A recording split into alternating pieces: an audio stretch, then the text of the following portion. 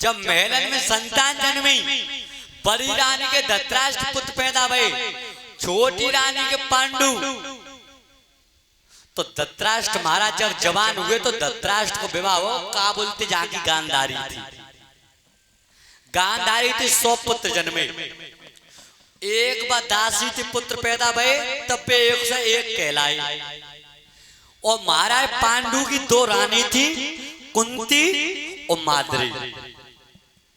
5 पुत्र पैदा भये पांडु के, जहां में 3 कुंती के 2 माद्री के।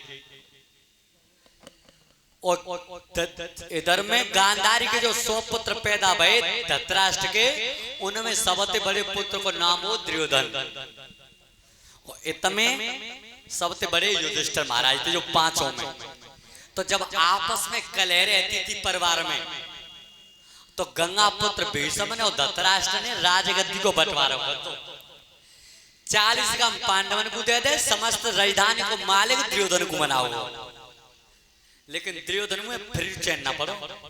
विचार करो, जब तक समस्त राजधानी को मालिक नहीं बन जाऊंगा तब तक सुख की नींद नहीं सोऊंगा।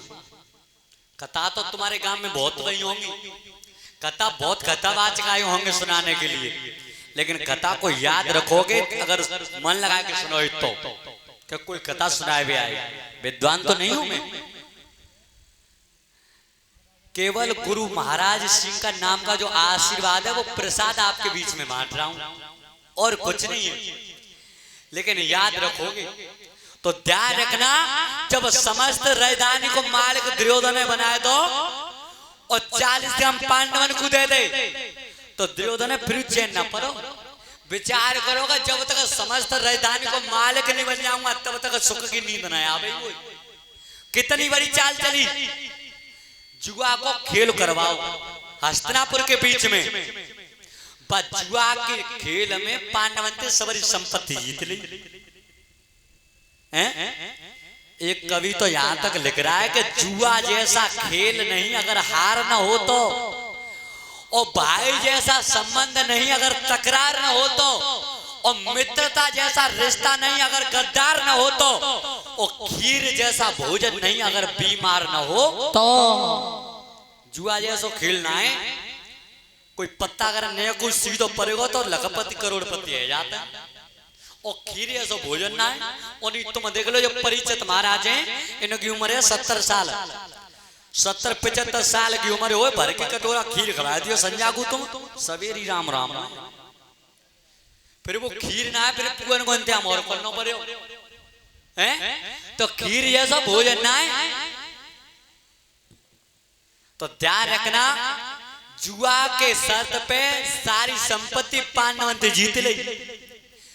तो 12 साल को वनवास और 1 साल को अज्ञातवास दे दिया था पांडवों को।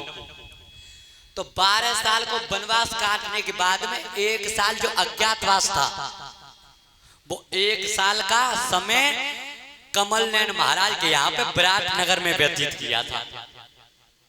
और जब वनवास अज्ञातवास के समय को काट चुके थे पांडव, तो हस्तिनापुर के माध्यम से एक सभा लगवाई गई, क्या वजह राजगद्दी में बांट कैसे मिले।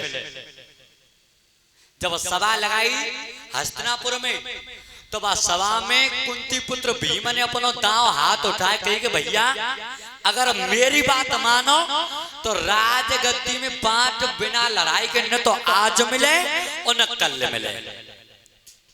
लड़ाई हो गई, पर भीम की बात भगवान कन्हैया न मानी। भगवान कन्हैया ने की लड़ाई तो बिल्कुल अंतिम रास्ता है, जब सब रास्ता बंद हो जाए तब लड़ना चाहिए।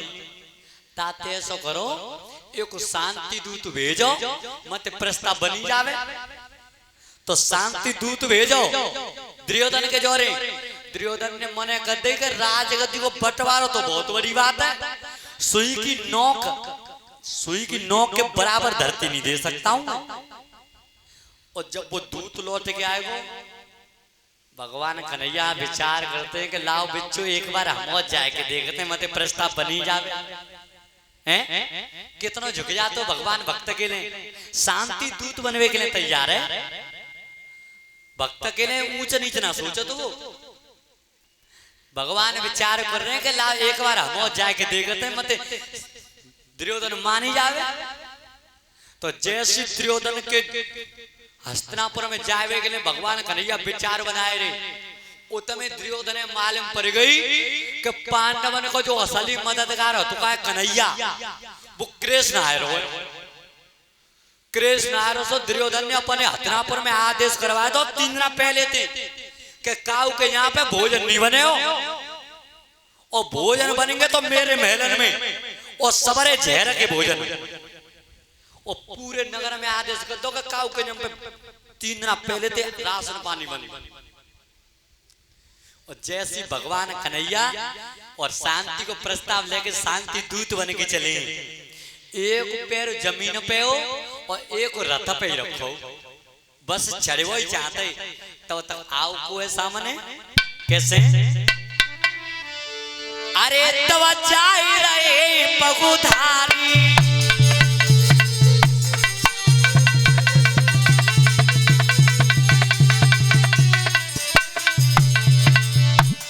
अरे तब जाई रहे बनवारी, सनमुख आई रही द्रौपदी कुमारी।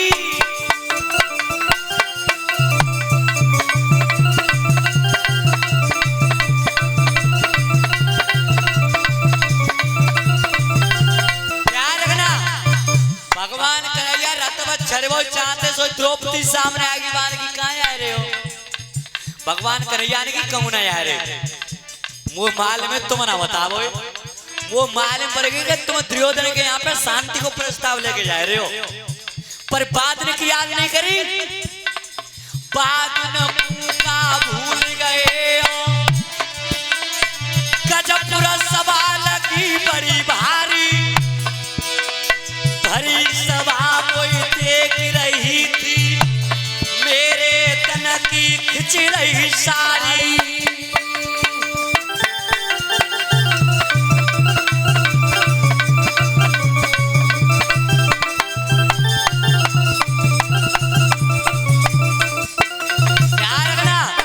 द्रौपदी ने की जी बताओ, तुम जा रहे हो शांति को प्रस्ताव लेके, लेकिन बात ने याद करो जब भरे समाज में और दुशासन मेरे साड़ी को खींच रहा था, तो मैंने दुशासन से ये कही कि दुशासन इस समय पर मैं एक वस्त्र आधार हूं, सिर के केस खुले हुए और तू मुझे नग्न करना चाह रहा है, तो सुन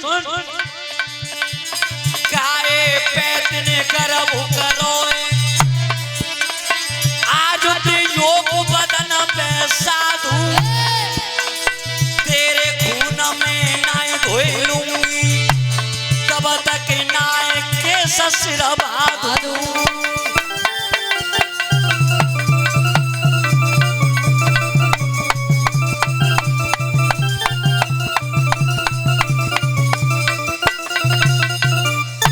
ध्यान रखना द्रौपदी ने कही जी बताओ, मैंने बात दुशासन से जी कहती कि दुशासन जे सिर के केस खुले हुए आज और तू मुझे नग्न कर रहा है, तो ये सिर के केस 22 दिन बांधूंगी जब तक तेरे खून में ना धोई लूंगी। तो जी बताओ केशव केस कसू कैसे, वो आस समर की लगी रही घन श्याम समर मत टारो। जी बताओ तुम जा रहे हो लड़ाई मैच के लिए, तो जे सिर के केस कब तक खुले रखू।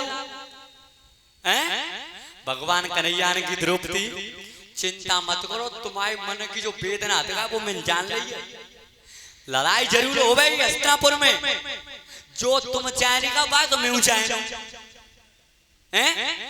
लेकिन ध्यान रखना कितना चतुर अवतार था भगवान कृष्ण का, पूरा महाभारत तो करवा दो लेकिन आप ऊपर कहूँ 2 साल ऊपर नहीं आने दिया भगवान ने।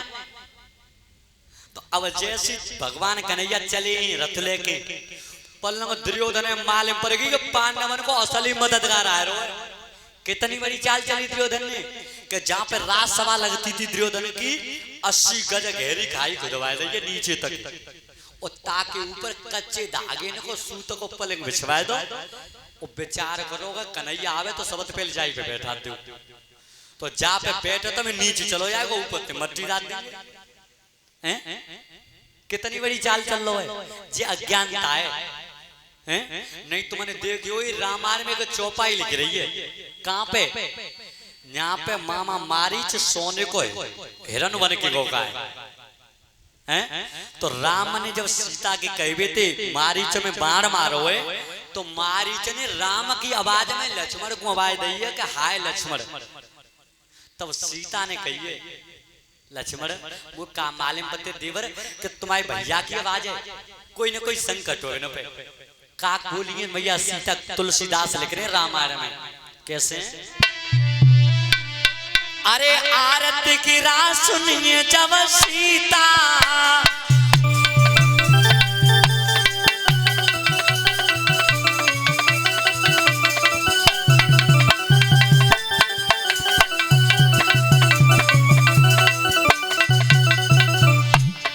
आरती की रात सुनिए जब सीता, कहे लक्ष्मण सुने परम सभीता।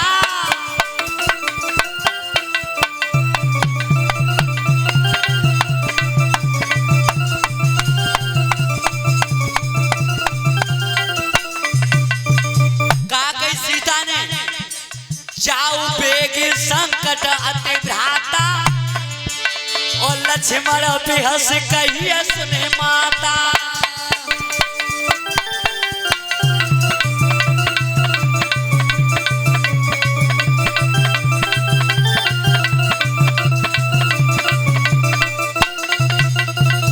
लक्ष्मण तो सीता जी ने कही कि जाओ बेग संकट अति भ्राता हैं। और तो लक्ष्मण का बोले प्रकुट विलास सृष्टि ले होई, सपने उस संकट पर न सोई।